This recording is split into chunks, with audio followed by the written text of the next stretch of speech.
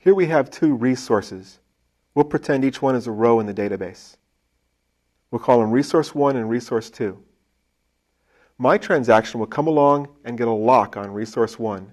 Then Jamie's transaction will come along and get a lock on resource 2. Then my code will want to access and get a lock on resource 2, and Jamie's code will want to get a lock on resource 1.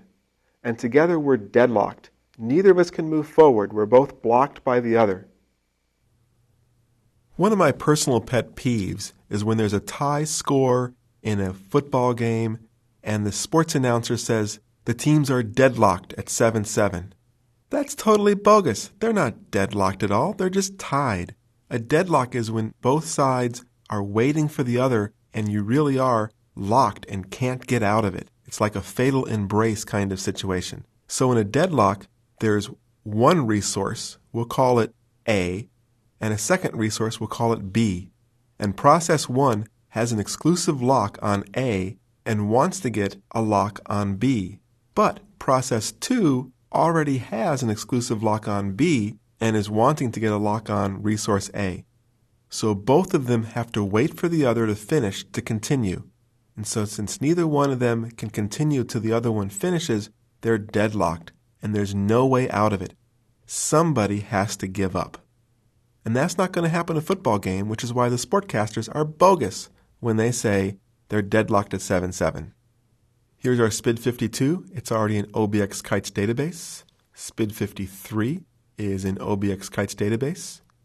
And notice that here we're going to update contact, where contact code is 101, and that's the second update over for SPID53. SPID53's first update is product for code 1001, and that's the second resource that SPID52 is going to go for. So we'll start this out by SPID51 opening a transaction and getting an exclusive lock on resource A. Now we'll open a transaction on SPID53. It gets an exclusive lock on resource B and wants an exclusive lock on resource A. And it's now having to wait. The part that's waiting for is this update right here, and it's blocked by SPID52. So at this point, we just have a locking and blocking situation. It's not really a big problem because if transaction 1 goes ahead and does a commit, it would then release its lock on our resource A, and then SPID52 could continue on. It's only a locking and blocking problem. We're not going to be deadlocked until we end up crossing over on resource B. We want to go ahead and see this deadlock, so I'm going to fire up another tool, SQL Profiler, and we're going to start a trace where we're going to be able to see some deadlocks happen. So, new trace. I'm going to change it to a blank template. Under locks, I'm going to say deadlock graph, deadlock, and run. So if any deadlocks occur, we'll be able to see some information about it in the profiler. So now all the conditions in the monitoring are set up. Let's see a deadlock and see how SQL Server handles this situation where they are really in a fatal embrace. Run the update. I'm going to slide this over so you can see. It says transaction 52 was deadlocked on a lock resource with another process and has been chosen as the deadlock victim. Rerun the transaction. Not very friendly, but about the only way to really handle a deadlock.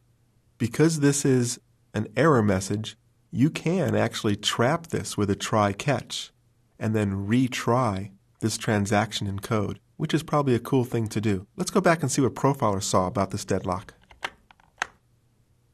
And so here's the deadlock, and then here's the deadlock graph that it created, where it actually shows you some of the information about how there was a key lock and a RID lock, which is part of a lock for a clustered index, and 52 had an exclusive, was requesting an update on the RID lock.